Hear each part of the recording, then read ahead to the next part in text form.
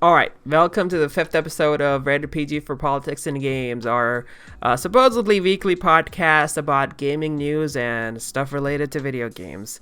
It was originally a news podcast, but we restructured it, and now it's going to focus on its actual title, Rated PG for Politics and Games. And my name is Wizkidace, and I'm over here tonight with my lovely co-hosts, Asus and Yotsuba. Guys, introduce yourselves. I was here on that one episode. Yep. The pilot episode. You were there, and so was Asus. Yeah, that one. Yeah, but he didn't have the banana profile picture. He was the Goblin Slayer with the Mexican hat, a sombrero, right? Asus. Yeah, this is my third time here.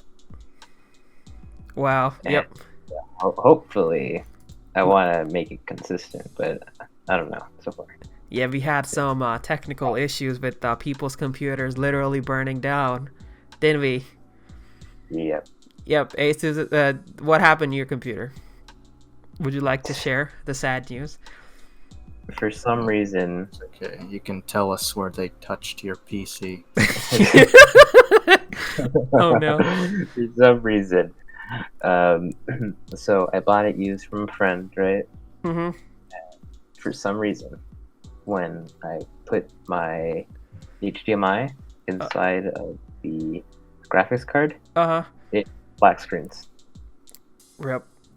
I have no clue. I had a friend come over and spend hours trying to fix it. But And did you accidentally use a screwdriver to chip a part of it off? Oh yeah, all the graphics card. I was trying to cut a section off with a box cutter and accidentally scratched the internal part. Oh yeah. So is that. So how is it now? I'm just playing with the crafty on it, honestly. If I'm being completely frank, I don't know if I really wanted to play PC games on it. Maybe just use it for school and projects and stuff. Well, So, yeah. Well, that is what happens, Sometimes things happen. In the meanwhile, I can enjoy Warcraft 3. Yep. And my computer wasn't doing that fine either. My water cooler's pump is failing, so I had to deal with that. But finally, we are on the show. Everything's fine, at least for now. And yeah, so what are we gonna cover tonight, guys? Games. Yep. Yeah. You wanted to talk about what you've been playing this week? Well, I've been playing nothing but Quake 3 and Warcraft 3. What about you, Asus? Past few weeks, I've been playing Warcraft 3 with Yotsuba and another friend. Rip. Pretty fun. I like it. I haven't I actually ever played Warcraft 3. I probably have to check that out later. I've been playing Samurai Jack Battle Through Time because I'm a sucker for old shows and stuff. It's not a bad game. It's decent, but that's about it. Oh, well, let's get to the actual meat of the show. So we got a lot of topics to cover today, but not as many as last episode, which was 3 hours long, and we discussed 60 things, and it was kind of a futile attempt. That's not gonna happen this time. This time it's more focused and structured. The first thing we got is basically a very hot topic. The fight between the first Corpo Wars. Epic and Apple fight each other. Yes, just like the lore books. Probably everybody already knows about this, right, guys? Yeah. Someone want to explain what happened? Epic did the thing with Fortnite where you could buy V-Bucks for cheaper and not give Apple money, I think. Yeah, basically they bypassed the App Store so that they could sell V-Bucks and stuff directly to people because Apple and Google charge developers 30% fee for microtransactions and everything in in-app purchases. whatever you want to call them. And Apple was like, you can't do that, that's cheating. And they basically like kicked Fortnite off of iOS store. And following that, Google did the same thing. And that was like, that got Epic very, very mad.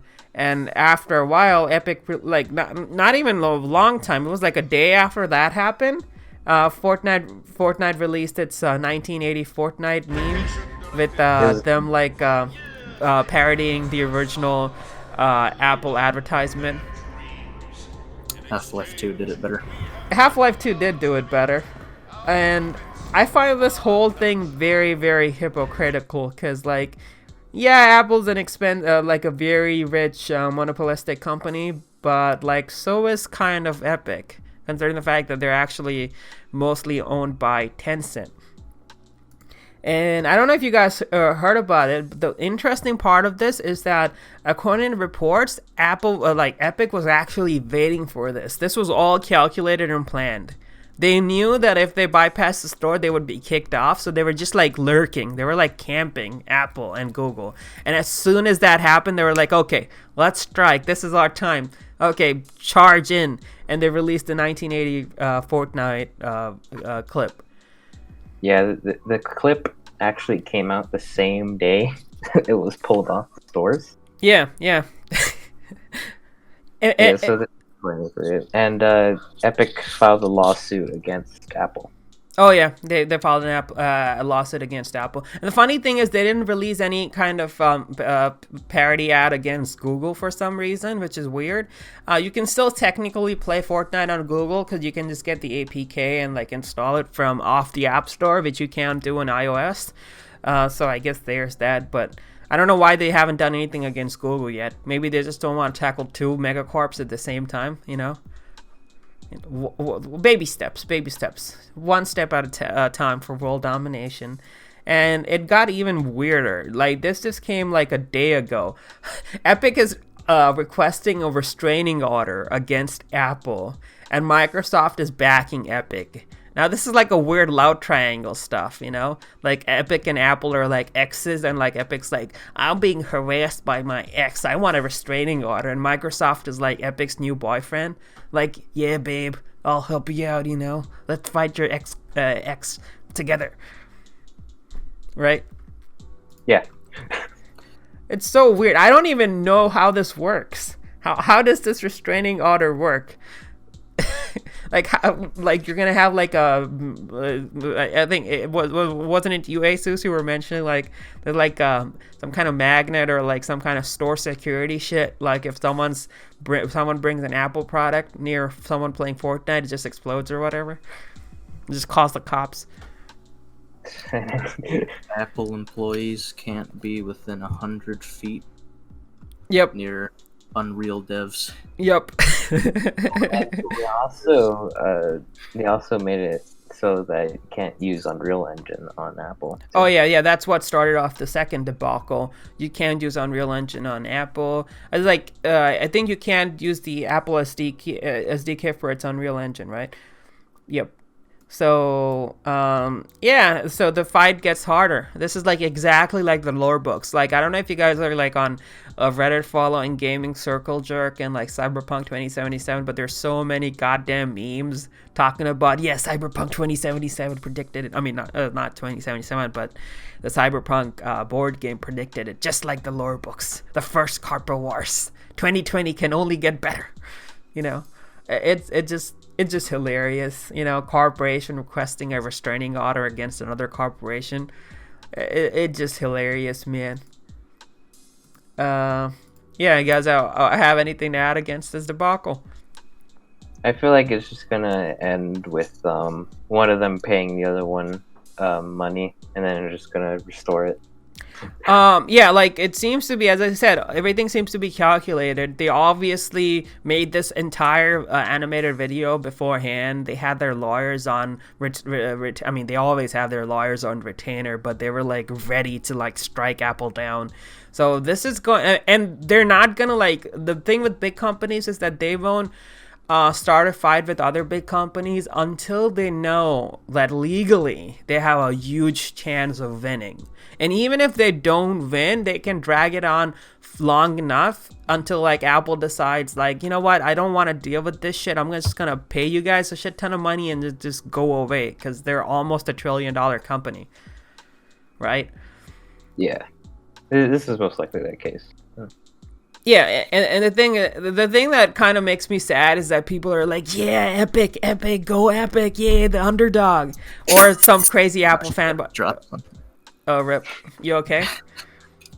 No, it's good. It sounded like a glass shattering. Oh well. And they're also like Apple fanboys going, Fortnite kids fighting with my Apple Watch. No, like no. This is much more.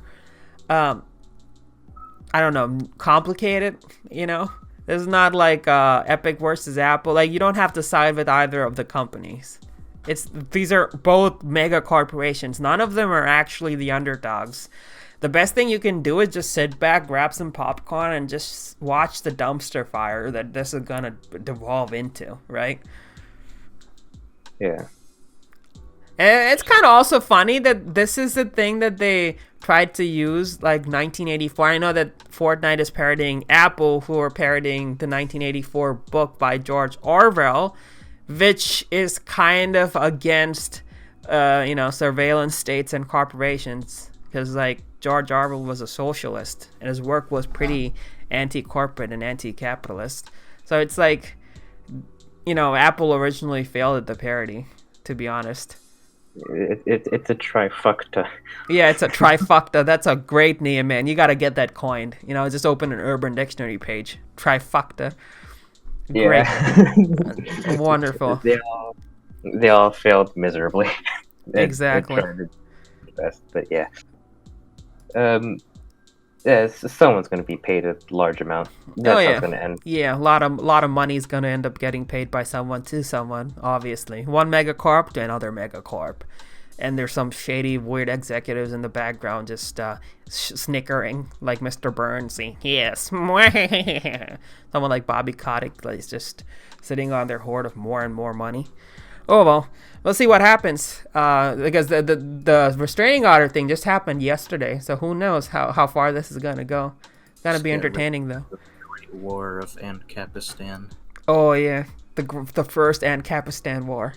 Exactly. They build their own Dyson sphere and launch a fucking...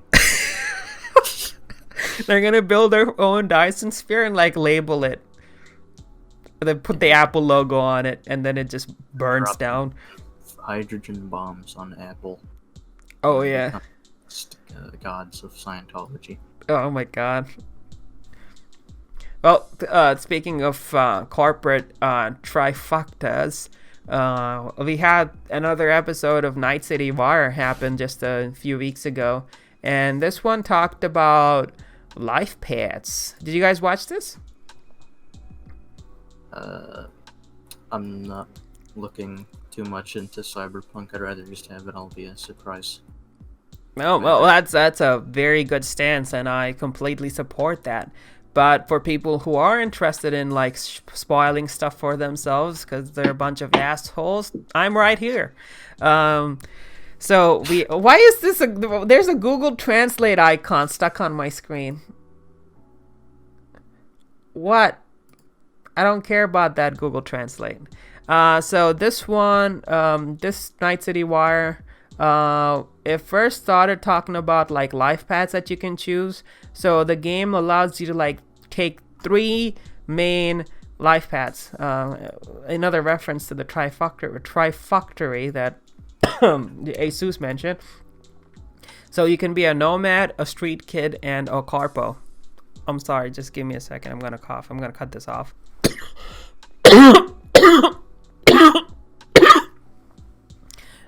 I'll cut that off later.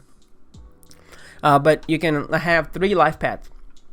Nomad, street kid, and corpo. Nomad's like your Mad Max racer dude. Where is that? Where's that clip? Fast forward. What the? That then.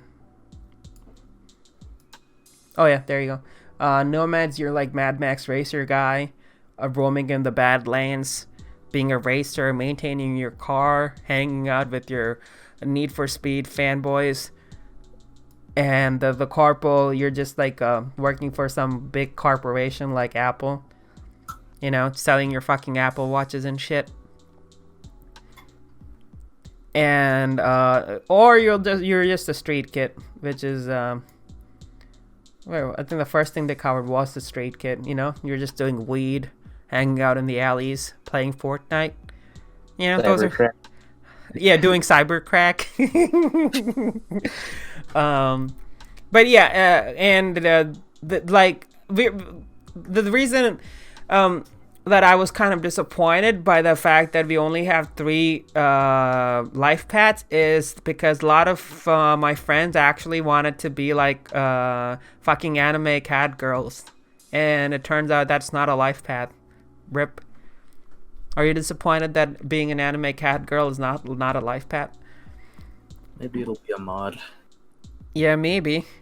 I mean, jokes aside, like the thing is, in the actual board game, you can actually get biomods and be a cat girl, by all means of of the word. But in this one, it doesn't seem to be having any biomods.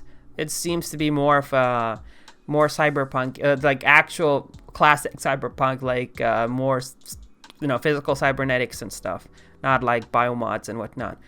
But we can only wait and see, and maybe there are mods to turn people into cat girls. But with each of the life path that you choose as a nomad, street kid, or corporate, like apparently will affect the gameplay significantly. The number, like the vehicles you will have access to, at least in the beginning of the game, the way you interact with the world. The people, I think one of the devs was explaining that, like, for example, if you're a corpo, you know how corporate world works behind the scenes, so you will have like upper hand dealing with other corpos. And if you're a street kid, you know how to like buy cyber crack or space weed or whatever the people in the future do. What do you think they do in the future? Probably exactly that. Exactly that. All right, then cyber crack it is. Smoking Martian weed. Oh yeah, Martian weed. What was that? Hypermeth. Hypermeth? Hypermeth. Hypermeth. Oh, yeah. Cybermeth and cybercrack. And space weed. Mars meat. Mars DMT. Yeah, man. From Pluto. But yeah, you're better off dealing with those kind of things. So you have an upper hand dealing with the people in the alleys, being more shrewd and stuff. And if you're a nomad, you know the power structures, you know how to maintain your car. So if your battery fails, you won't be stuck there. Maybe there's a mission where if you're a nomad and your car fails, like, oh, I can repair my own car because I'm a nomad. Easy.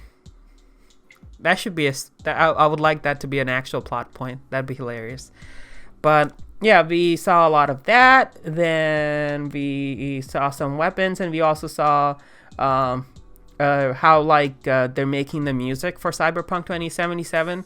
I don't know if you guys know about this or not, but they're supposedly making a shit ton of music, original songs and whatnot for the game.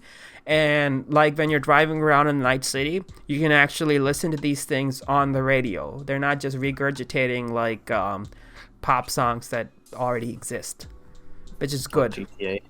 Yeah, like even though it might sound weird, like doing that is actually more expensive than making your own songs, because like getting the licenses is oftentimes more expensive than like paying your artists to like make your own songs, and and it's good that they're making their own songs. They've actually hired this if I'm like talking too much, you can feel free to interject and add whatever you want, guys, okay? Alright, but it's cool. Okay. You might be the GTA killer. I mean, definitely probably will be. Yeah. So the band the main band that's doing the music for Cyberpunk 2077 and the voice of Johnny Silverhand. Okay, where is that guy? This is him. I forget his name, but oh man, come on, man. This is him. He's the voice for Cyberpunk 2077. But the main band doing the songs is Refused, which is an anarcho-punk band. So they're like actually sticking to the cyberpunk aesthetic and the plot point. And yeah, this dude's the voice for Cyberpunk 2077. He's the man. I'm sorry, Silverhand, Johnny Silverhand. And the video that they showed was hilarious. This guy was like just ordering him around. I think one of you guys watched this video, right? I haven't. Oh, rip. I think Crimson watched it, but he's not here. Who's our other host who somehow he's busy, so he was unable to attend. But yeah, it was kind of funny. He was being bossed around by this other guy. He's like, "You're not sounding cyberpunk enough. Scream more. This is supposed to be a screamo band or something." You guys should check out the behind the scenes video. It was pretty entertaining. And they also released a new song called A Like Supreme, which we will get to after Night City Wire. Then we got like Tools of Destruction. There's a shit ton of weapons that they revealed. They got like smart shotguns that like automatically, like each barrel can aim at individual targets and shoot at the same time. You got like sniper rifles that can like pierce through walls and like take down people. And they got some nice names for them too. Like the sniper rifle's called Nekomata, which is like a cat demon in Japanese mythology, which is funny. And you got some melee weapons. You can cut through people. It looks really cool. What do you guys think? It's very promising. Mm-hmm. Everything looks really good. Oh my god, cool. Look at that. I like the genetic, the modification parts where you can just use your hands as actual weapons. Yeah, you can even have like cannons inside your arm. Look, you can just shoot people up, tear them apart. Everything. Gorilla hands. It's like really polished so far. It looks like it's gonna be super fun to have different playthroughs, like a melee only and stuff like that. I think that is the plan, and hopefully it works out that way. Melee only, gorilla hands. Oh yeah. You just have like, I think there's a weapon like, there should be a weapon like that. I think I saw something like that in one of the previous reveals. Was it in the previous Night City Wire episode? At least one of the enemies was using it. Her arms were like these giant gorilla arms, and she's like Hulk smash and just punching you to bits. So yeah, that's gonna happen. I'm looking forward to it, and there might be another delay. I don't know, with the pandemic and whatnot. But even if it is, as long as they put in like, the work and make it good, I don't care. And as long as they don't mistreat their employees. And there's gonna be another one soon. I just hope Cyberpunk has really good mod support, because then it'd be like the greatest game ever. Oh my god, yeah, Cyberpunk with mod support, holy shit. I can imagine people spawning against dragons from Skyrim just so that they can watch them fly backwards. Yeah, I think The Witcher 3 had mods, but like all I see are just graphics mods. Oh yeah, they were mostly performance enhancements and quality of life improvements. It's nothing like mod. No, they're not that. The mod support was pretty lackluster because it was originally released on, it was first released on console, and the focus I think was a console release. But this time it's gonna be a bit different. It's gonna be on consoles too, but as consoles get more and more closer to PC performance and architecture, it's gonna be much more easier to like port them over. Mod support is gonna be easier and all that stuff. So hopefully that's what happens. Yeah. All right, moving on. We got one of the songs that came out during the Cyberpunk Night City Wire episode. The new song that they revealed is like this song called A Like Supreme, which is supposed to be a reference to a Love Supreme. I don't know who sung it, but there is a song called A Love Supreme, which is famous. I forget the singer's name. But one of the fears that a lot of people are having, including myself and my friends, obviously, these two over here too, right, is that the fear that Cyberpunk 2077 might be a hollow shooty bang bang game that does not like actually play into its cyberpunk roots, because cyberpunk is a very, very political genre, and it's supposed to be critiquing our hyper-capitalist, hyper-corporate world where everything is commodified and people are basically replaced and countries are taken over by corporations, and war ravages everything, pollution, yada yada yada. And that's been a fear of everybody, right, guys? Yeah. And they released this song. You want to add anything? I'm sorry. It's just basically described Ancapistan. Yeah, it's basically a critique on Ancapistan. Even in like some of the older cyberpunk media, like Ghost in the Shell and stuff, it was pretty blatant on what they were critiquing, what they were talking about, right? Yeah, I still have yet to watch Ghost in the Shell. Dude, you should watch it. It's like creepy as heck. I've heard good things, and I really like how it looks. Yeah, I mean, Ghost in the Shell is great. Like, they accomplished so much back in '94, especially with like CGI, despite them not having proper computers working on fucking Windows 94. But that's another story. I digress. The point is, they released this song, and the song gives me hope on Cyberpunk 2077 playing into its cyberpunk roots, and especially with Mike Pondsmith being playing a major role behind the scenes, the creator of the Cyberpunk board game. It is still reassuring, but the song gave me more reassurance because the lyrics for A Like Supreme, I don't think we can play it on the podcast because copyright and whatnot. You guys can go and listen to it. The lyrics for the song were just very, very on the nose, if you may.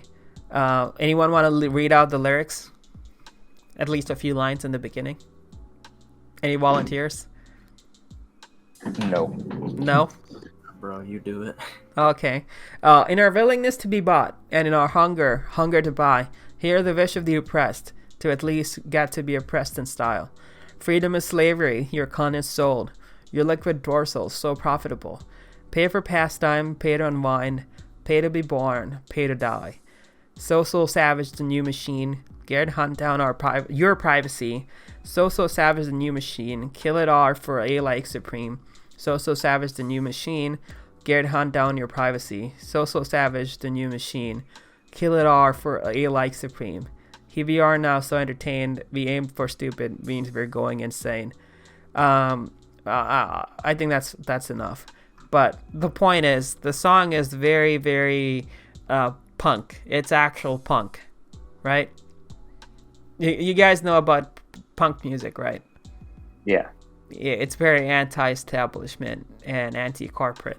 And considering the fact that Refused is a punk band, anarcho-punk band, the lyrics are, if you're going to actually play a song like this in a major game, it kind of like, I don't know how to put it, but it kind of talks, I guess I might be digging a bit too deep, but it kind of speaks volumes about like how the political zeitgeist is changing, like I don't think a song like this would just fly by even like 3 or 4 years ago in a major game or a major movie even, right?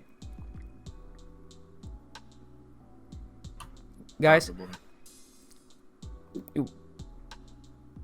Hello? Yeah. Yeah, you want to add anything? Yeah, you said it wouldn't fly like back then.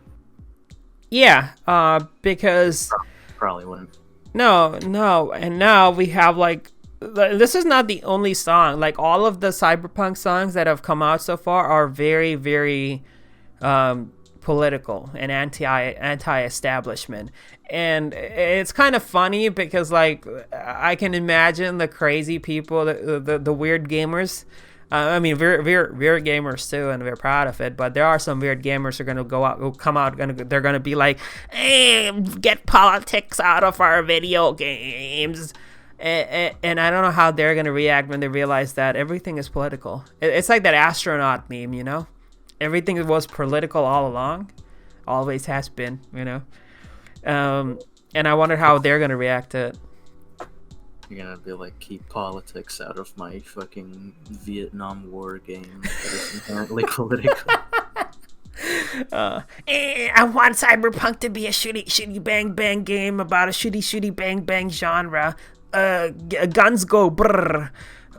Get politics out of games. How dare you tell me that corporations are bad? They're ruining everything. I don't know. Yeah, I used to be like the keep politics out of games kind of person. Oh no, same. Me too. I think it's more like you're just trying to escape reality, playing video games. Yeah. That's what everyone wants to be, the griller. Everyone wants to be a cat girl. Everyone wants to be a cat girl. Yeah, that's why I feel sometimes. I just want to be a griller, where I don't care about anything in the world. I'm just like, I just want to grill, for God's sakes. Yeah, I mean, yeah, that's the thing that we gotta do. You know, we just want to be a cat girl. But the thing is, like, if video games are to be considered as actual art, as an actual media form, then it has to accommodate all kinds of stories and all kinds of experiences. Because, like, books, you got like some very chill ass, I don't know, very light reading books. I don't know. Give me an example of like some kind of light read that's not very political. I can't think of any on the top of my head. Give me an example of a book that's not very, you know. Probably like Harry Potter or some shit. Oh yeah. Like Harry Potter. I mean, it has some elements to it that are like talk about society and everything. But yeah, Harry Potter, light reading. You can just have fun, read the book, or maybe let's go a step farther, like goddamn 50 Shades of Grey or Twilight. You know, you can just like close your head and like. Close your brain, shut your brain off and read and have some fun, maybe. I don't know. And then there's some very, very deep books that discuss philosophy, discuss politics, discuss science. I don't know. You got like The Universe in a Nutshell by Stephen Hawking. You got your Animal Farms, and you got your 1984s, stuff like that. Even some more lighter works like the Bronte sister works, or like Joanna Spyri, or To Kill a Mockingbird by who's the person who wrote Kill a Mockingbird, whatever. Even those books have some in-depth critique of society and how we deal with how we treat each other and stuff like that. And books are an established media. Movies as well are an established media form, and they have a range of things that they cover. Be both fun. They can be both fun and political. Yeah, they can be fun, they can be serious, they can be political, they can be like a documentary about science.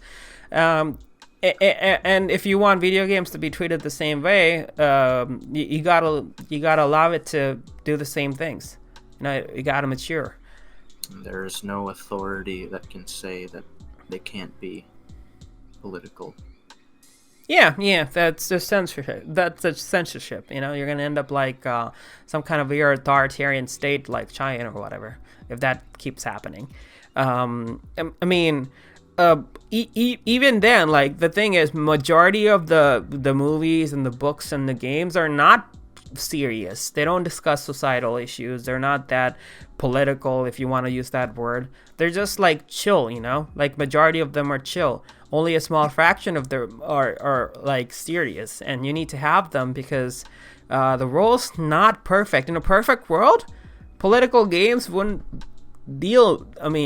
be very useful, would they? Right?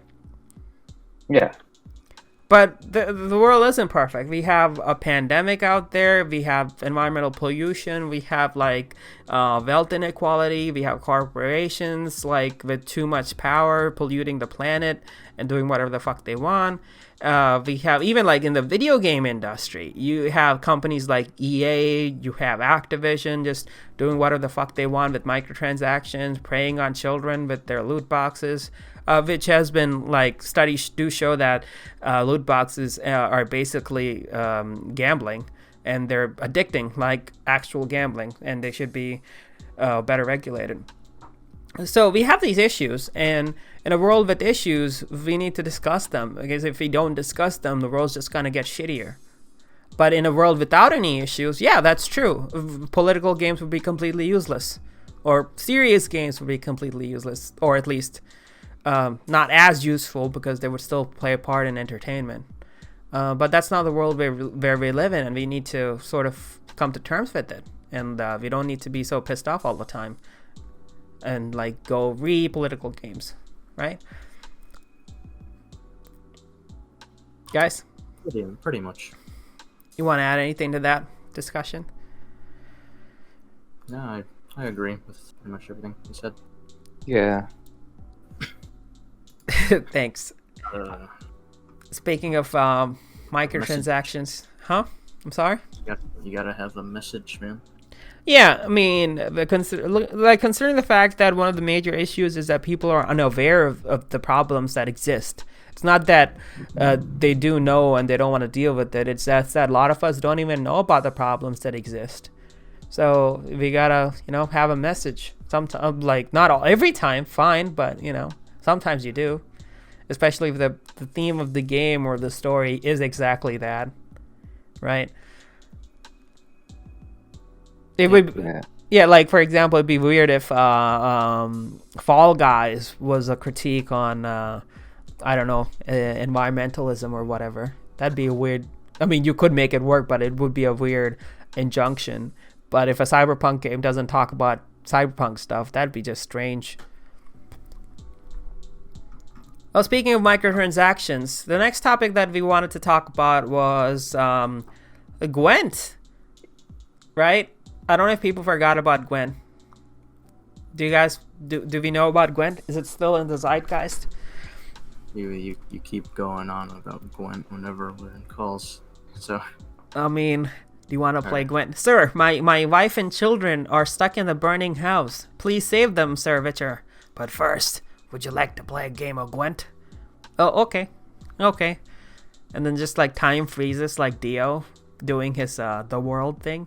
It's a world though, but it's like Gwent. Yeah. So Gwent is another card game, which I hope everybody knows already. Because like it's pretty famous, all the memes and stuff. And now they've also, earlier this year, they released their Gwent CCG, which is based off of the original Gwent from Witcher 3, but it's changed so that it's more of a CCG that you can play with other players. And I'm having a lot of fun with it. I've been playing it for the last 2 or 3 months now, and it is so much better than Hearthstone because it's easier to collect the cards. The progression is better. The rank system is better. You don't get randomly demoted. So it's just way more engaging.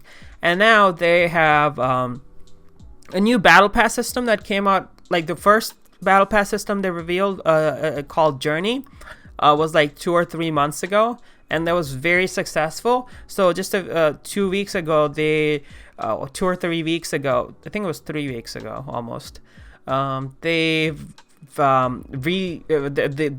launched their second battle pass system, the second version of Journey.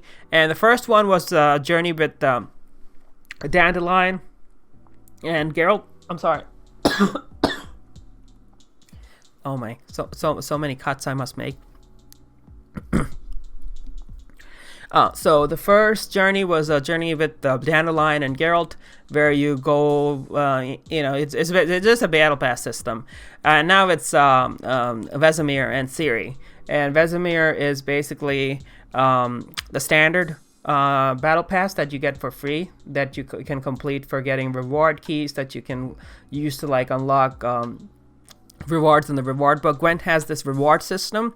They're completing dailies and stuff gives you keys, and then there's this reward book that you can use to like unlock nodes, and it's like a Skyrim-esque skill tree system but instead of like unlocking skills on each node has like rewards. Like you can like choose to get more card packs, which are kegs in the form of kegs. You can get the cosmetics, or you can like get more scrap to like craft cards and whatnot. So if you complete the standard battle pass with Vesemir, you just get like a lot of rewards, some icons and stuff like that. And if you pay like, I believe about roughly $10 or 13.49 Australian dollars, you can get the premium version of the battle pass, which gets you skins for Ciri. You can use Ciri as your leader. You get some skins for her. You can get some card backs, which are pretty cool card backs. You can get icons. You can get more rewards. You can get coins you can toss during the start of the game for like deciding whose turn it is. And if you complete the battle pass, you get like a Ron and Ciri skin, where she's supposed to be a Japanese samurai. I mean, I guess that's redundancy. Samurai is fine. And when you complete the whole thing, you get this Nani icon. Ciri going Nani, like in the JoJo reference, which I find hilarious. And you get the Kitsune skin, which is pretty cool. And you also have like this thing. Look at this shit, guys. What the fuck is that? It's supposed to be like a modern art version of like, or like a Van Gogh version of like a Ciri. There's also like a Japanese, I don't know, ukiyo-e style, Japanese painting style version of Ciri too. Look really nice. I know. These are the free ones on the top, and like you get the premium ones, and all of this for only $10, and the battle pass lasts for 3 months. You can also buy the entire thing if you have too much money. You can just like jump levels and pay to complete the battle pass, which is, I don't think should be a thing, but you don't have to. The microtransactions in Gwent are pretty fair and balanced.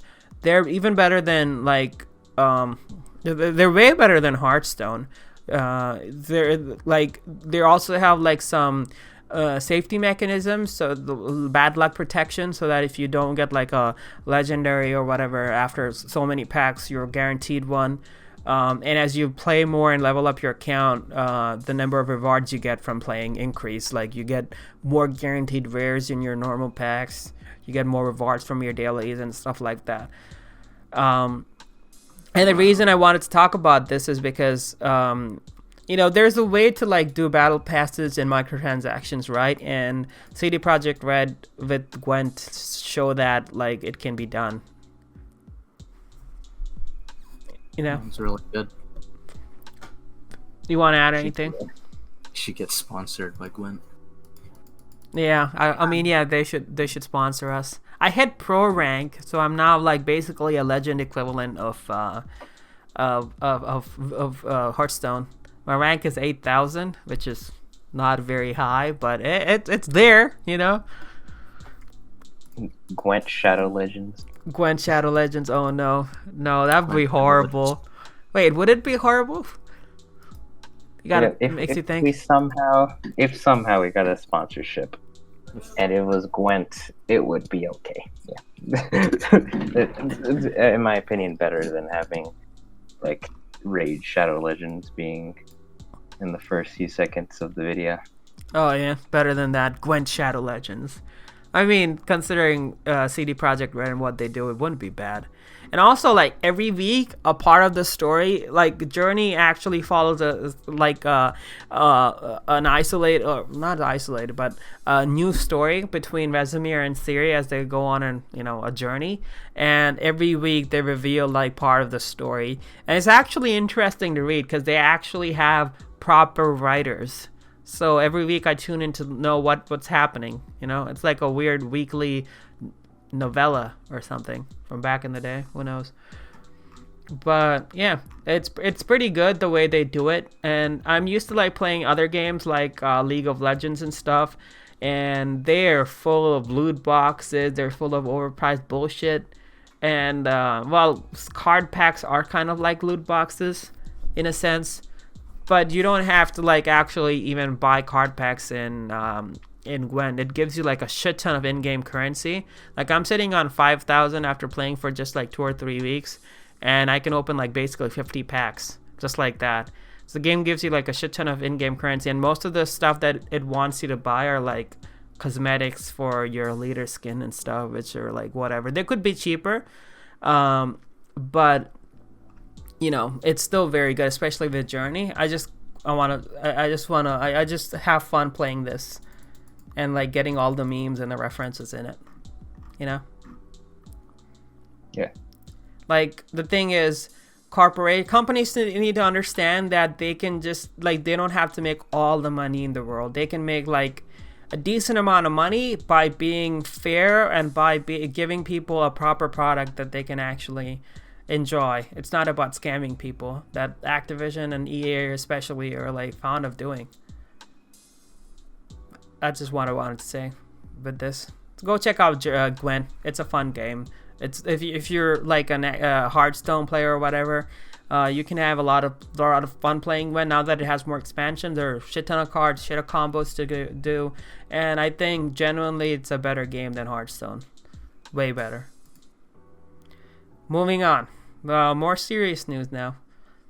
I don't know if you guys heard about this, but Vampire the Masquerade Bloodlines 2, which is like a sequel to Vampire the Masquerade Bloodlines, which is being made right now, they just axed their lead writer and creative director out of the blue.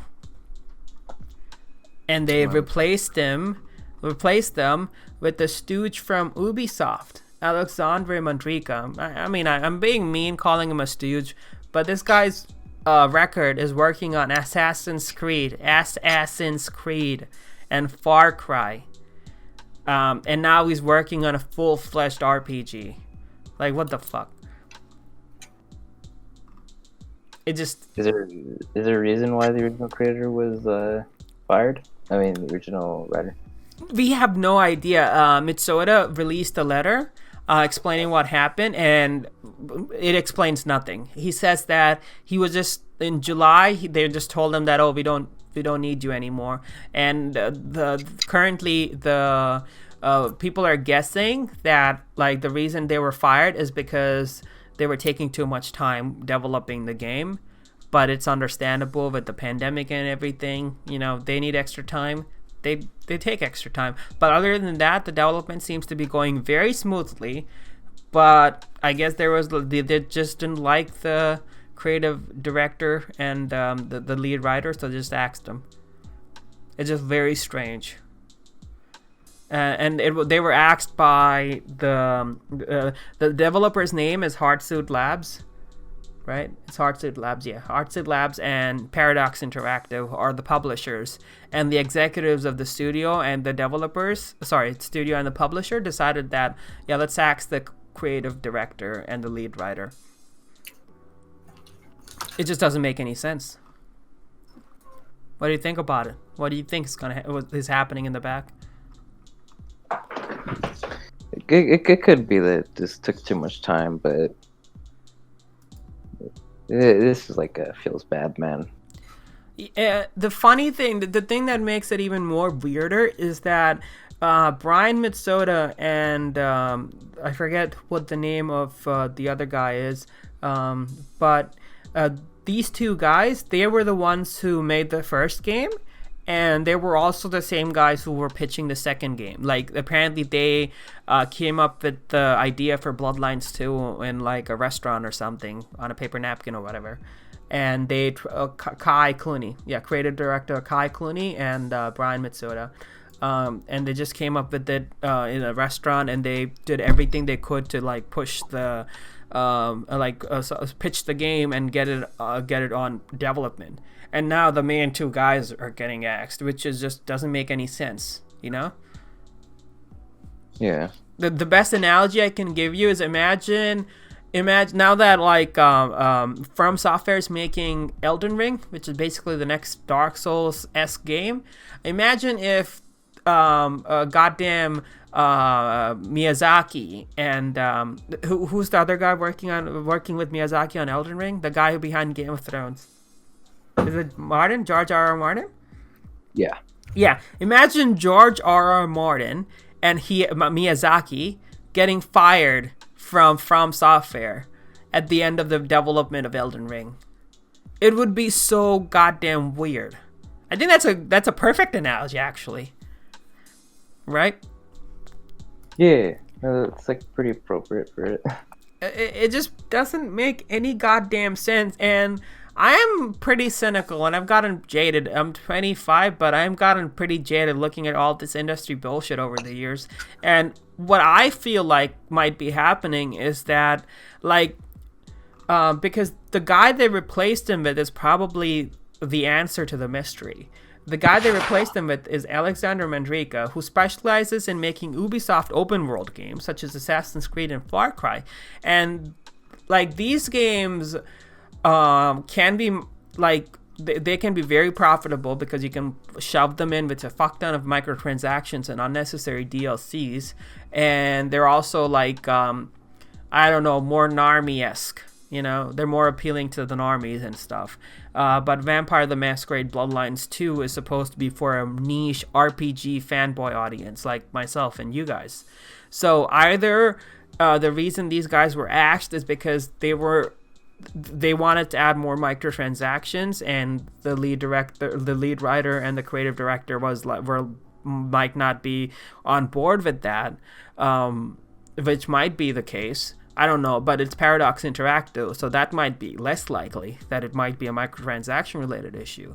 The thing that might be more likely, though, is the fact that there could be creative differences in the sense that the reason I say the first thing is not as likely is because Paradox isn't known for injecting like a fuck ton of microtransactions in their games as much as or loot boxes like EA and the others do. The second thing that I think is more likely is actually that this game is more for a niche audience. It's a core. It's an RPG intended for like core gamers, right? For people who love to like read all the lore and like look into things and just role play the fuck ton out of the game.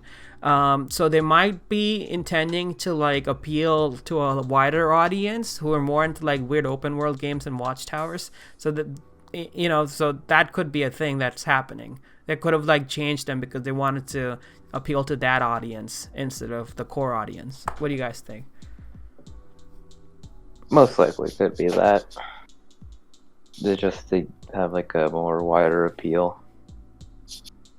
I mean, I think that's a stupid stance that these companies take. It's because like they kind of like do the self-fulfilled prophecy, you know? They think that they need to appeal to wider audience, so they dilute their games, and then the diluted games sell because those are the only games that are available out there, and then they're like, oh yeah, we knew it, you know, these games are selling, so definitely this is what they want, even though that's not what they want. It's, you know, I don't know. I hope that we know more about what's happening with this game.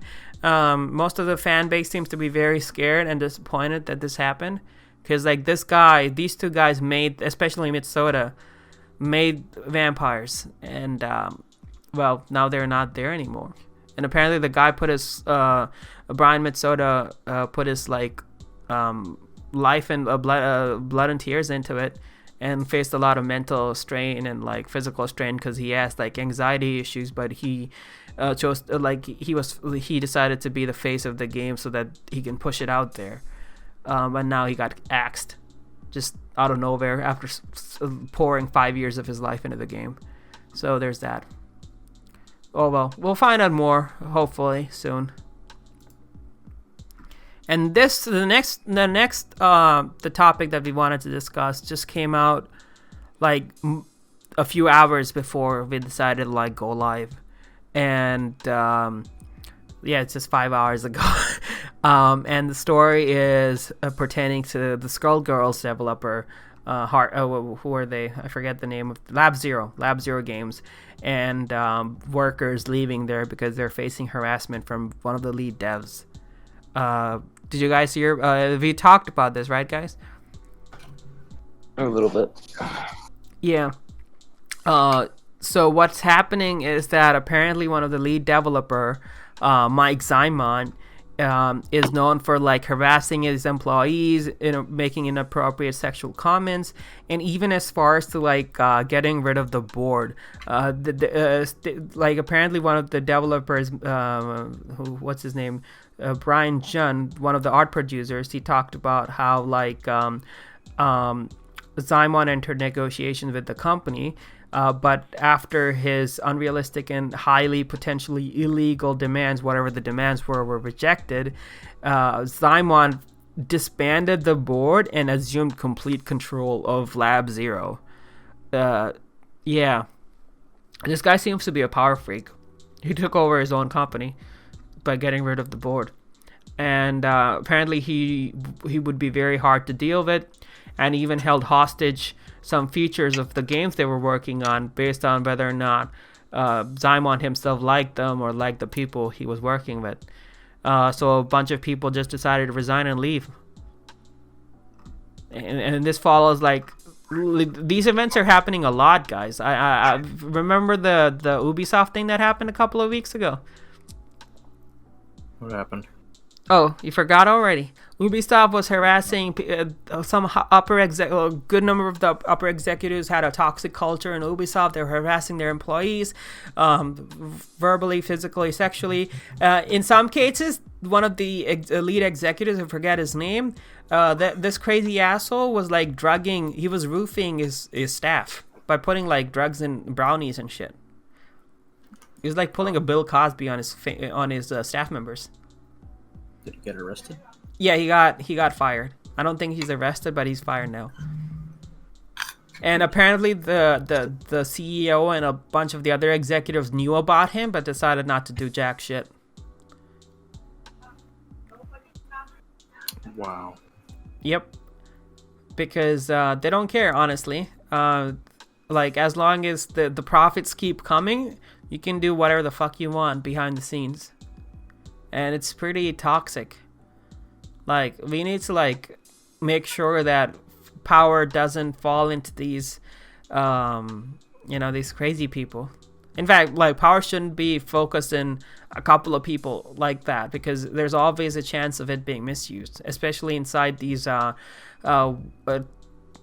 toxic corporations, like within the video game industry as well, right? Yeah. So this happened, and I mean, for those of you who don't know, the last game that Lab Zero made was Indivisible, and honestly, it was a complete disappointment. It wasn't very well polished. Some parts of the cutscenes and stuff looked like they were like sketched in and put in there like a few days before the game came out. Like, it was a huge, massive disappointment, despite it being a successful Kickstarter. I think it was an Indiegogo project, and everything. And now this happened. Skullgirls was very popular, but I think the Skullgirls' popularity and its success was because of the studio being more stable in the very beginning. And I think the success and the power and the money got to this guy's head and made him more crazier than he already was. What was that phrase? Power corrupts and absolute power corrupts absolutely. Exactly. So yeah, we need to like make sure that power doesn't fall into these people so much, and probably even like look into making more worker co-op studios. They've been popping up lately, which is very good, and I think we need more of them to avoid these things. And I hope this guy gets punished for all the shit he's done. Maybe fired, or maybe even like arrested if he's done anything illegal. So we just gotta wait to see what happens next. Alright, Asus, Call of Duty. You wanna take this? Oh boy. So last week, Call of Duty Cold War, and the next Call of Duty game has finally been, the name of it has been released, and there's been teasers posted about it. This is actually the longest we've been in a year with for a Call of Duty reveal. and they're going to get a gameplay trailer for it. No, actually, a reveal trailer on the 26th. And so far, there's been some leaks about it as a beta, the pre-order bonuses, and a season pass for it too. So yeah. Yeah, apparently the bonuses will include cosmetics, weapons packs, Season 1 Battle Pass, and also access to the beta. Yeah. It's also been, the trailer's been banned in China for showing a second of the Tiananmen Square protests. Mm-hmm. Just add that. There's that to add. Yeah. Yeah, I mean, it is kind of weird that they have that in there, but it's even weirder that, like, you know, China's so... I mean, we already know about that, but, you know, so sensitive about covering up stuff that happened in the past, shit that the government did. Yeah. It's kind of crazy. But there's that. And also zombies might be making a comeback. It's a staple for Treyarch games, so yeah. It's to be expected. I mean, I'm kind of surprised that, like, how much goddamn... like pre-order bonuses this game's gonna have. It's insane. I mean, I'm gonna assume that it depends on what platform you pre-order it, as usual. That's the only thing that, like, that's the only logical explanation of why they have so much, right? Yeah. And yeah, I just don't like the pre-order bonus bullshit. Like, you're gonna cut off a part of the game and give it to people who are, like, on different platforms who just bought it beforehand. Because, like, the game's probably going to launch with a bunch of issues, and it's going to take a while to fix them. So, when you're pre-ordering something, you're probably, you know, kind of hurting yourself. You know? It's better not to pre-order a game. Right, Asus? Yeah. Anything, Ryan? Pre-ordering is probably just really retarded. You can't use the R word, man. Come on, man. Oh, it's really dumb. Yes. Pre-ordering is really dumb.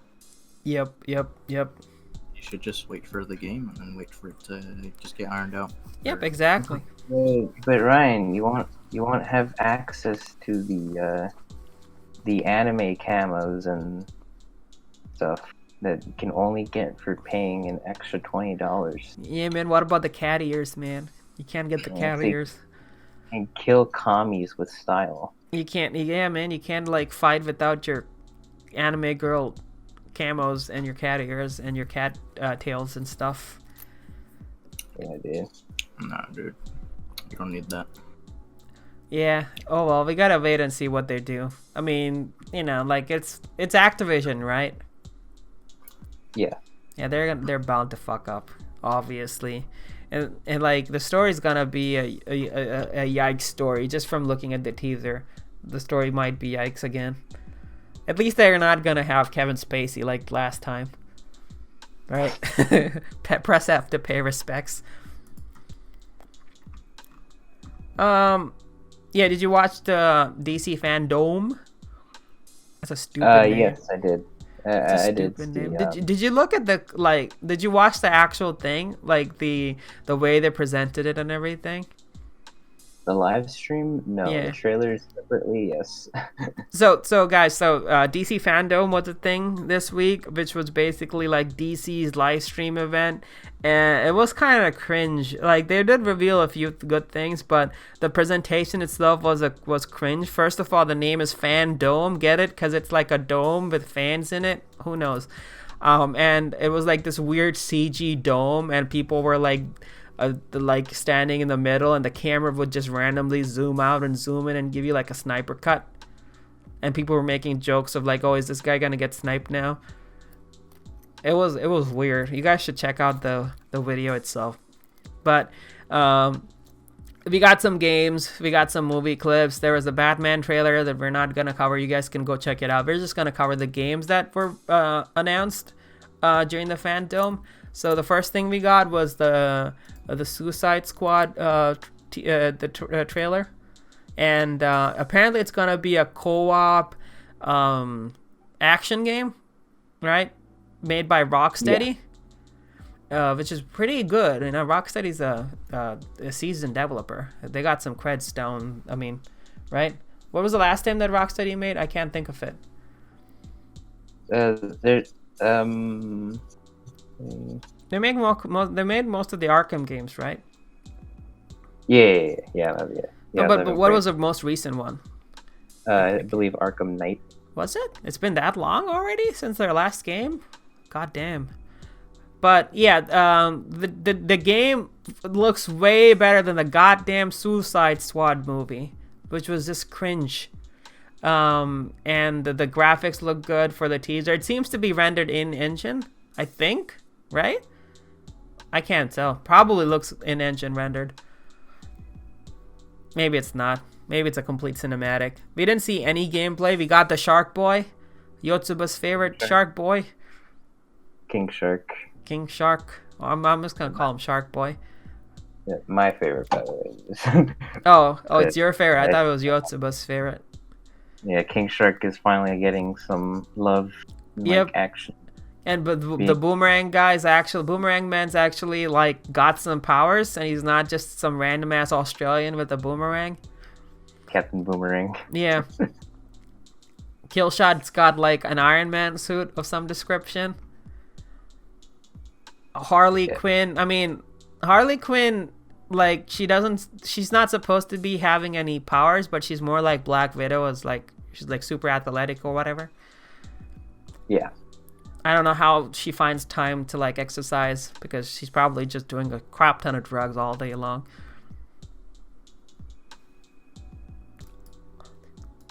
But yeah, the trailer looks pretty well made, and the thing is, you're supposed to be fighting Justice League itself.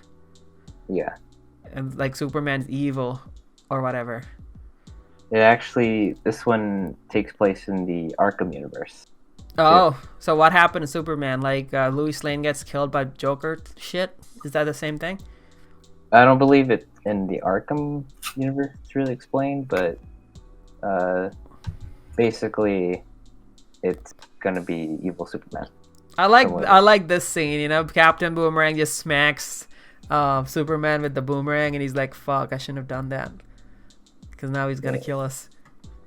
It looks really solid, in my opinion. Yeah, and the thing that I'm actually excited about is the fact that I wasn't really interested in it first, despite the teaser being fine. I mean, it's a cinematic. We didn't get any gameplay. And it's going to be out in 2022, which is a long way down the line. But it's a 4-player co-op game, which is interesting, because there aren't that many co-op games. And I actually have friends. Unless you two guys are just voices in my head. I don't know.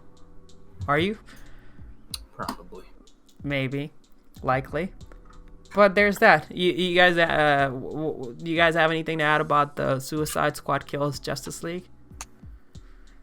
It looks super solid, and I hope it's gonna be really good. Oh yeah. What about you, Yotsuba? Pretty much what he said. And it's actually being made by the A-team of Rocksteady. Like the creative director and co-founder are on the thingy, working on it. So that's good. It's not a B project.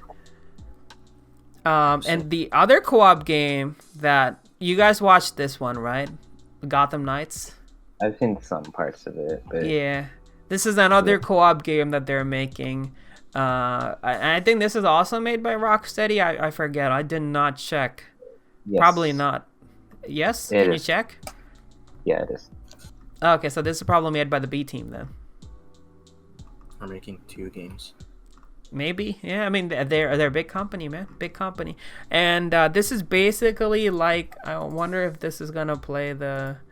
Oh look, I am 50 years old. I'm 50 years old. I gotta be older. Confirm. I mean, I don't like. I find that hilarious. Like, who's gonna put in their actual age, even if you're like too young to watch these things, you know?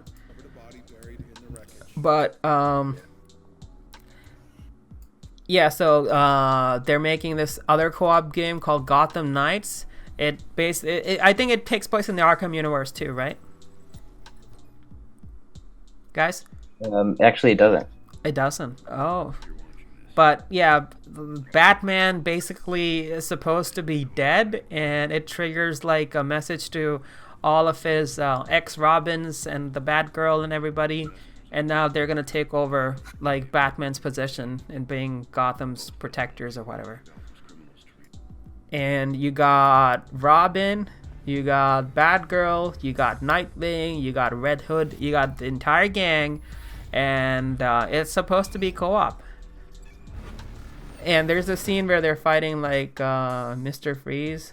Oh yeah, the Order of the Owls or whatever is supposed to be in it. The Council. Yeah.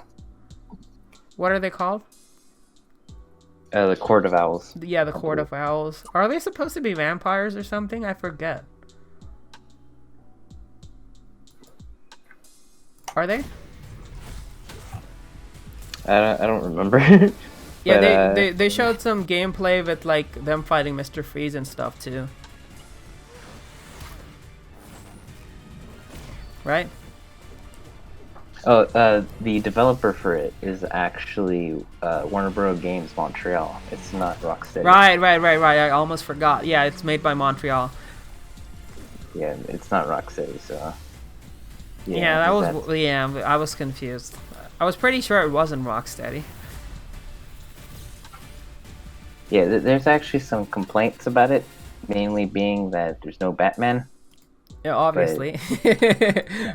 But it literally says, doesn't say Batman anywhere, like the other games. Any other complaints that they have? No, that's the only one. Just people complaining that we don't have another Batman game. When honestly, this is more of a breath of fresh air. Like the entire Bat family. Yeah, we had too many games of like Batman. The only games that we got to play as any member of the Bat family were like the Injustice games, but they're like more of a fighting game, you know. You're not actually exploring the world as Batgirl or whatever, or Red Hood. There were the previous games where you could play as the other characters, but it was just more or less like it's just like you can play as it's the same game, but you can just play as Robin or like Catwoman for like specific quests. Yeah, exactly. What do you think about this, Yotsuba? I don't know. It's probably gonna compete with the other game. Right. That's actually a good point. But I think this is gonna come first, though. I think this comes out next year, and that comes out 2022. Yeah, this comes out in 2021.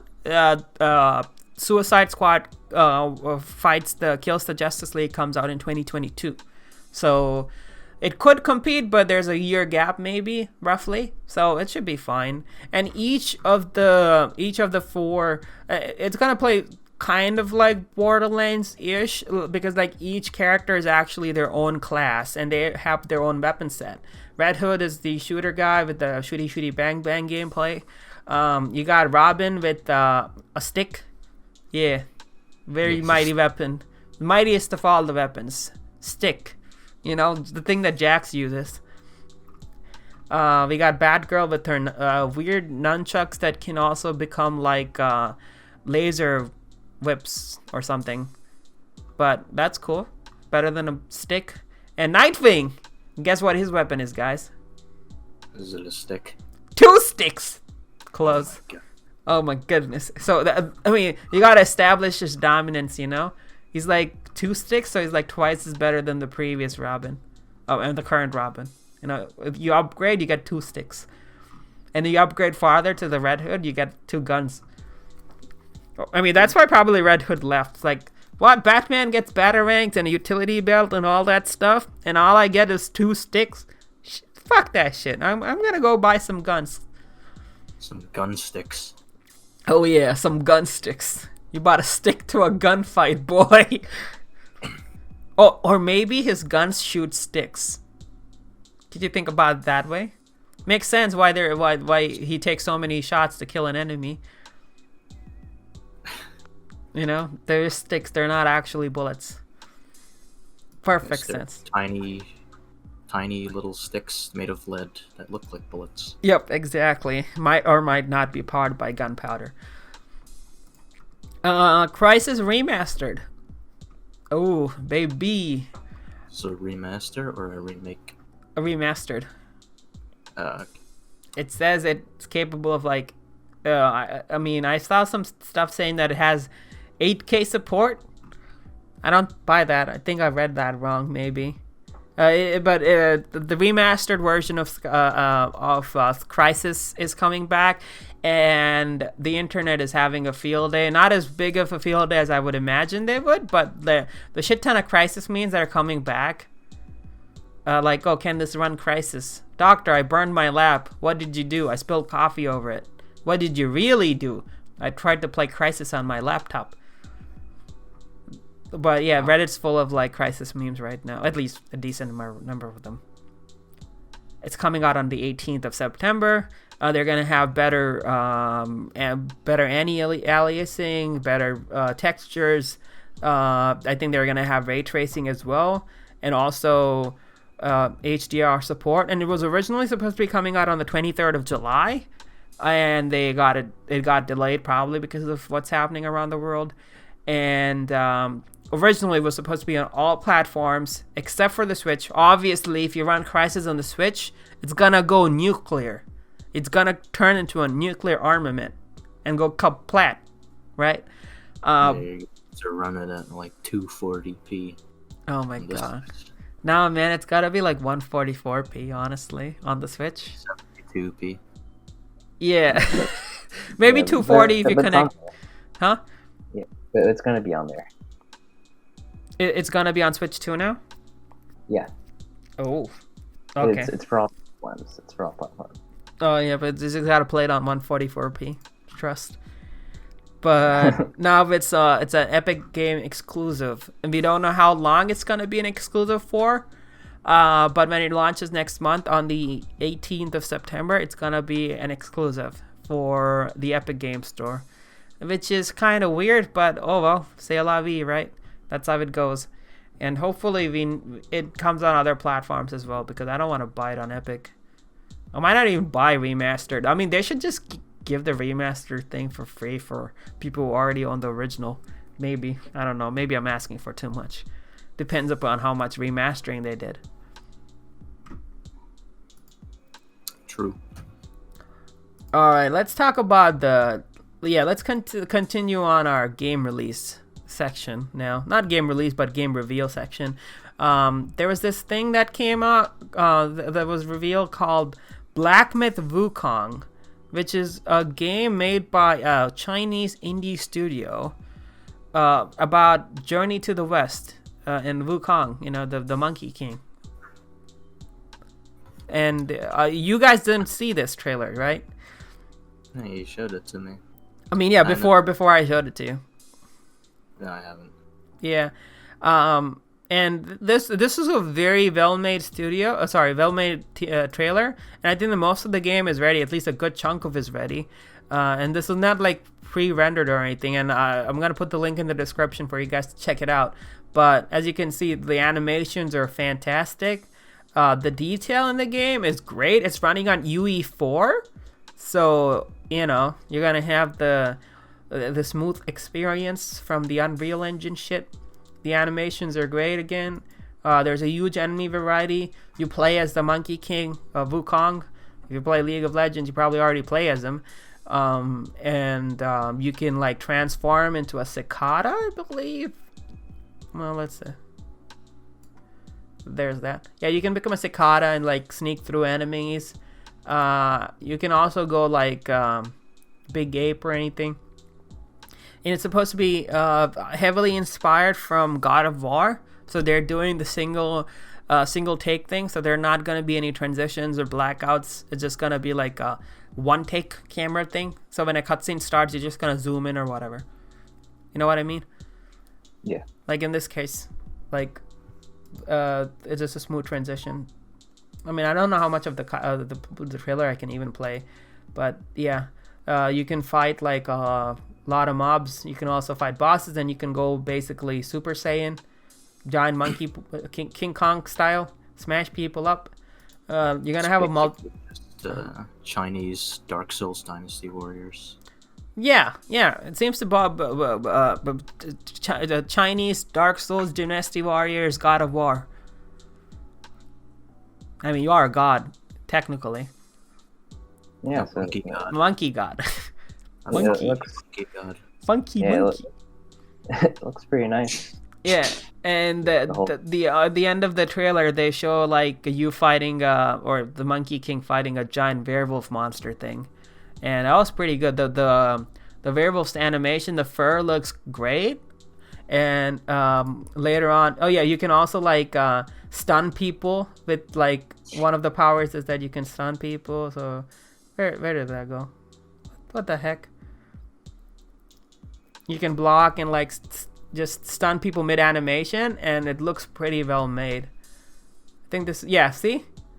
You saw that, right? Yeah. For those who are just listening, yeah, it looks good. The point is, you can make shadow clones of yourself. Where's that scene? Yeah, look at this scene, okay? He just takes off some of his hair and does shadow clone jutsu, like goddamn Naruto. Just like run into the bad guy and like smack him with stuff, and the big boss cancels all of the shadow clones through like a scream or something. Yeah. And then you can like swap between. I think it looks like you can steal weapons from some enemies, and then you can transform into some of the bosses you've defeated previously. The guy with the fire staff that is shown to be defeated earlier on in the trailer. You can become him, and you can fight the werewolf, and you can light him on fire. The werewolf actually pats itself to like get rid of the fire on its fur. It shakes of the fire. There are like a shit ton of detail and animations in this, and it just looks cool. The UI looks actually well designed. It doesn't look out of place, like the health gauges and stuff.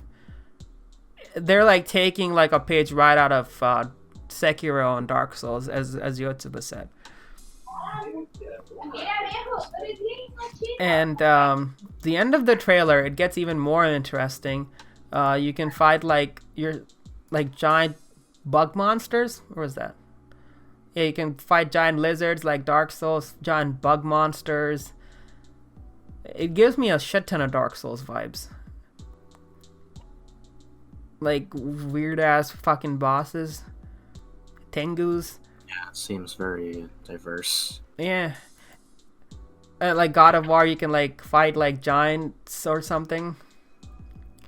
And here's where it gets weird. Like, there's a scene where it's shown that you can fly on a flying Nimbus, like fucking Dragon Ball Z. And you can the Dynasty Warriors moment that Yotsuba was talking about. You can just fight like armies on the clouds with your giant power pole. Looks super nice. Yeah, it looks very, very well made, and the dev said that they're gonna make like an 8K support version of the game or something. And it's gone viral, basically. You guys should check the whole trailer out. It's 13 minutes long. We can't show the whole thing. There you go. Yo, Asus, you want to cover the Hitman 3?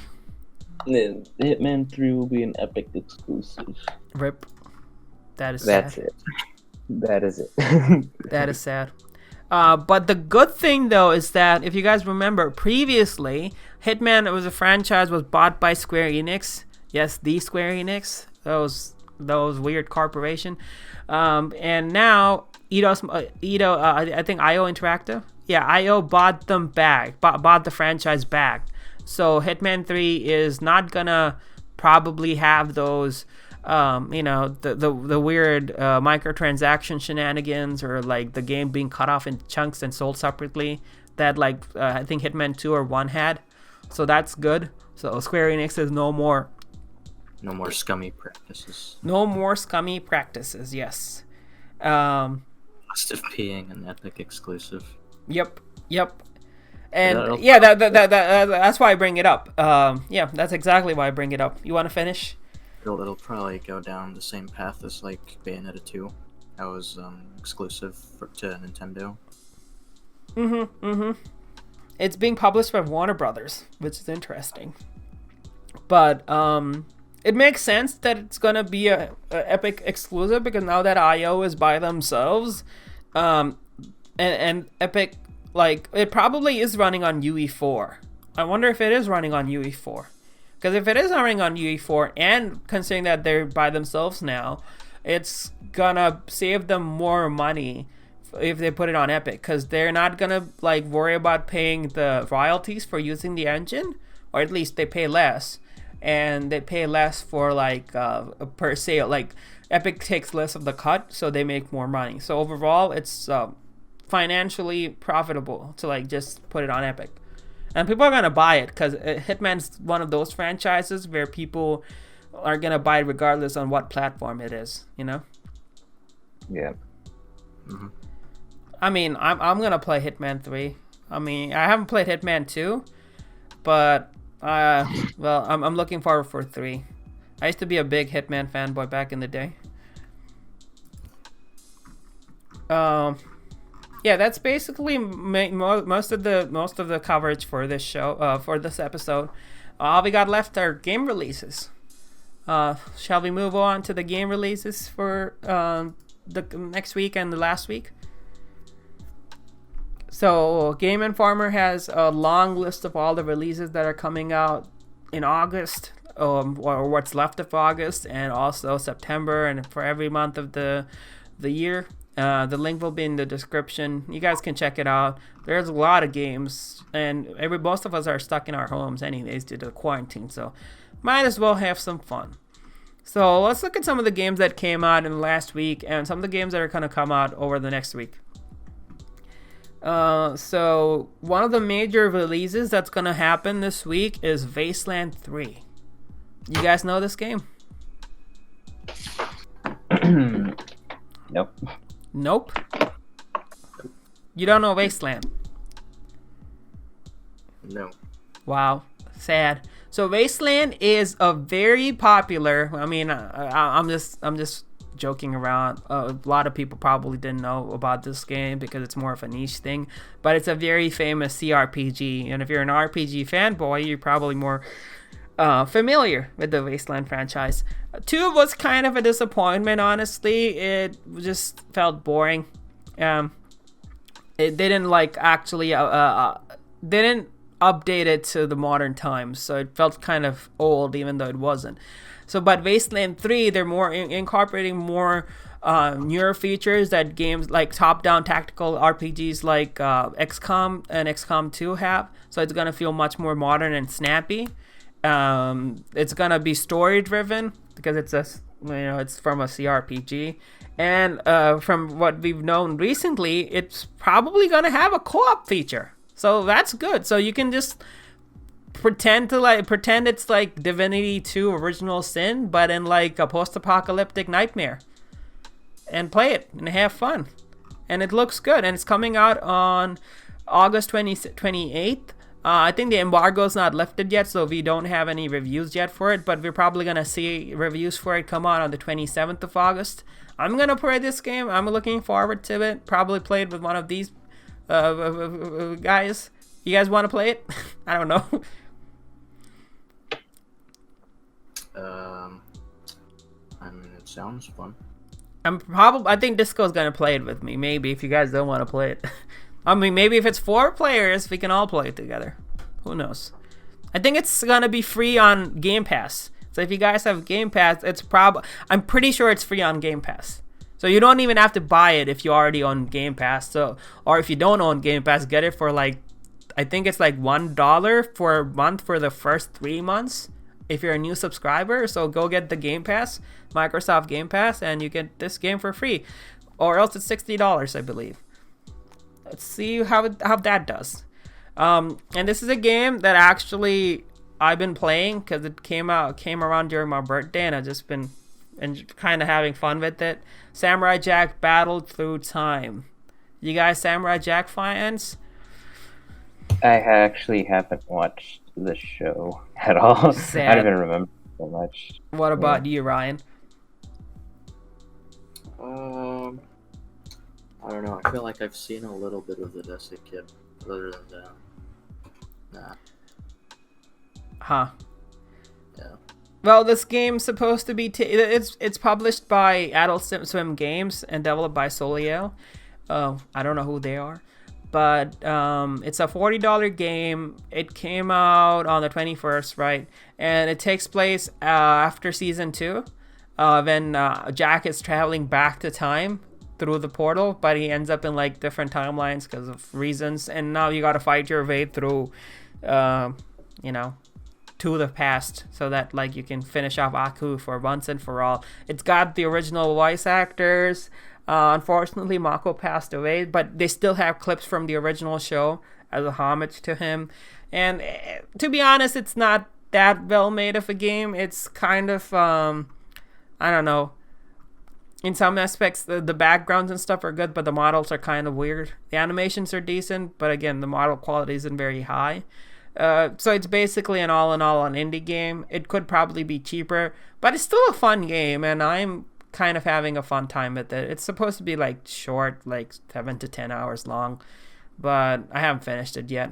It's fun for what it is. It kind of takes back to like, it's kind of like feels like an older, platformer adventure game from earlier this decade. Oh well. Spiritfarer. That's another game that came out like roughly last week. It's also available on Xbox Game Pass for free. Spiritfarer is like a Harvest Moon Rune Factory-esque game, or like Terraria-esque game, but with a twist. You're not just farming and like fighting monsters and doing this and that to like, make money or whatever. You actually have to like engage with the spirit NPCs who you're trying to like help pass on. So you do quests for them, give them vegetables, farm for them, fish for them, whatnot, and then help them pass on. So it's supposed to be very heartfelt and chill. My friends have been playing it and they're having a lot of fun. It's pretty engrossing. The reviews are pretty positive for this. It's already out. It's only $20 or free on Xbox Game Pass. So yeah, go get it. Are you guys interested in this, guys? Yeah, I don't know. You don't wanna help furry spirits pass on? Now that you say furry, no. Oh no. Is the cat out of the bag now? What about Mortal Shell? Another game that came out on the same day as Spiritfarer. I think it's also available on Game Pass. I don't know. I gotta check. I forget. It's probably available on Game Pass. I'm not sure. But it's $40 on Epic, I believe. I don't think it's on Steam yet. And it's a game that's supposed to be very similar to Dark Souls. I mean, it's called Mortal Shell, for crying out loud.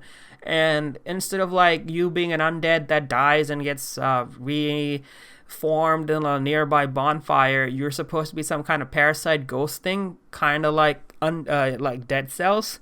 And if you die, you kind of leave your shell and you have to find a new shell or like go back to the save point. And each class is like a different body that you can possess. So you're kind of like a spooky ghost possessing bodies and fighting bosses for some reason. And the reviews right now are pretty good. The reception's pretty good. It's basically like Dark Souls Light. It's supposed to be much easier than Dark Souls, but has those vibes, and the devs kind of are inspired from that. But it's not like a ripoff. It's their own thing. And yeah, it's pretty good. Go try it out. You guys interested in Mortal Shell? It could be like a good alternative to Dark Souls.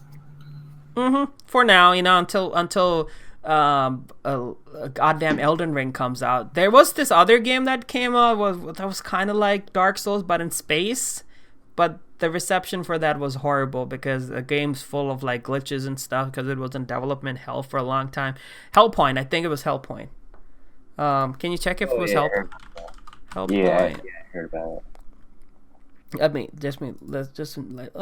bring it up so that I have some visual cues.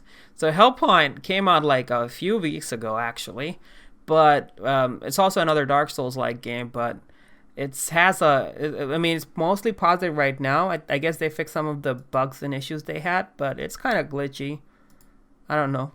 But Mortal Shell looks much better than Hellpoint, so I'm probably gonna try it out later. One game that I've had my eye on for a while is Kingdoms of Amalur: Re-Reckoning. Do you guys remember Kingdoms of Amalur? No? No. It's an RPG that's like Skyrim that came out back in 2012 or something, and the expectations for the game were pretty high because they've promised so much shit. They didn't deliver on everything, but still the game was pretty fun. Honestly, I enjoyed my time. I finished the game. It had a decent amount of issues, but it was still fun. And I think that it was made before THQ folded, and then the game never saw much more development on it or like updates on it and stuff. And then now they're re-releasing it, they're remastering it, I think they're fixing most of the issues it had originally, and it's gonna be on it's gonna be on Xbox One, PS4, and PC. I think it's on Steam as well. So I'm actually looking forward for it. I hope they fix most of the issues they had. You know? Yeah. I think you guys might be interested in this game. You start off as a dead body. Literally, that's how the story starts off, and you're supposed to be like defying fate or something by living, and you lost your memories, and now you have to like fight bosses and stuff. It's pretty. I don't know if they actually were kind of inspired from Dark Souls or stuff, but kind of has like a Dark Souls-esque opening. But it's more of a, I don't know, action fighting game than anything. I mean, it has even though it's an RPG, it has a lot of those action fighting elements. You know, you got your combos and your jumps and shit, all that stuff. It was a decent game, and I think the Re-Reckoning would only be better. Those are basically all our game releases covered up, and that's everything. We've covered everything, guys. So many games, I don't think I could ever keep track of them all, let alone play them. No. So, I mean, not like we have much to do now, right? Stuck in our homes. Vacation time. Right, guys? You guys want to talk about anything else now that it's over? We've covered everything. No. Nothing? Oh, what do you guys plan to do for the rest of the week? Warcraft 3. Huh? To the viewers, pirate Warcraft 3. I mean, yeah, man. Wink, wink. We're not saying that you should pirate it, but we're not saying that you shouldn't pirate it. Wink, wink. Nudge, nudge. Just do it. What we're saying is you can easily download it off of Google Drive. Wink, wink. Yeah, man. Wink, wink. Blizzard, Daddy Blizzard's not gonna miss that paycheck. They won't care. I mean, they kind of ruined the game with the re-release and everything, so might as well, you know, do your thing. It's their fault. It's their fault. They dug their own grave. They dug their own grave, and now they must pay by giving people free games. I mean, in fact, like one way they could have fixed their thing was like just giving away. Get arrested for piracy. Just say Warcraft 3 Reforged told you to do it. Yep, and I think people will be like, oh yeah, go ahead, do it. You're free. What else are you guys gonna play? I don't know. I've been thinking about replaying Yakuza 0. Oh man, I haven't finished it yet. I'm still playing 0. I haven't finished it yet. I love it though. I love it. Oh yeah, Like a Dragon's gonna come out soon too. I forget when though. Yakuza Like a Dragon. I think it's gonna be later September. Right? The RPG version of Yakuza, the the SRPG version of Yakuza, turn-based. You know, where you can throw lobsters at people and use them as your summons. That's interesting. Yeah, you should check it out, dude. You can like throw lobsters and crabs at people. Like pretend that they're your summons. It's fun. Like a zombie apocalypse Yakuza game. Oh, really? Yeah, it's like called like Yakuza Lost Souls or Dead Souls or some shit. Oh my god, they had that? I gotta look that up later. Well, we have a lot to play, I guess. Yeah, I'm gonna play Spiritfarer. I'm gonna finish Samurai Jack. Probably talk about those games and maybe try out Wasteland. Yeah, I'm definitely gonna try Wasteland 3 when it comes out in 3 days' time. That's gonna be a lot of fun. Oh well, I mean it's some winter vacation for me because I live down under, and summer vacation for y'all because you don't live down under, and California's burning down. We live up over. Yeah. Any final Have word? yourself a Vegemite sandwich. Huh? Have yourself a Vegemite sandwich, Kerma. Oh no, dude, Vegemite doesn't taste very good. Oh yeah, you should do the sale thingy. Talk about the Epic Games thing. What games are free on Epic Games right now? Jesus, tell me. I believe the Hitman game is going to be free. Yeah, Hitman 1. And Enter the Gungeon. Enter the Gungeon is free right now. Yeah, and what else is free right now? It's a game called God's Trigger. Oh yeah, gosh, sure. I've already reclaimed both of them. Next week it's gonna be Hitman 1. Yeah. And Shadowrun Collection. Ooh. Oh yeah, so go get those games and have fun. Are we ready to wrap it up then? Yep. Yep. All right, guys. Thanks for joining us on the remastered version of Rated PG for Politics and Games podcast. Stay tuned for more remastered episodes. Yeah, we'll be back next week, so have fun. Go play those games, redeem them, do whatever. Check out the games that are going to come out. All the links to the stuff we talked about are in the descriptions below. Go check out Game Informer's article containing, like, it's basically a master file containing all the releases that are coming out this year. Maybe even next year, who knows. So yeah, hopefully Cyberpunk does get released this year and we get to see more Night City Wires coming up. But yeah, thanks for tuning in, and have a good night or good morning or afternoon or whatever time zone you live in. Toodly do. Bye-bye. Bye-bye. Say bye-bye, guys. Farewell. Yep. Toodles. Bye.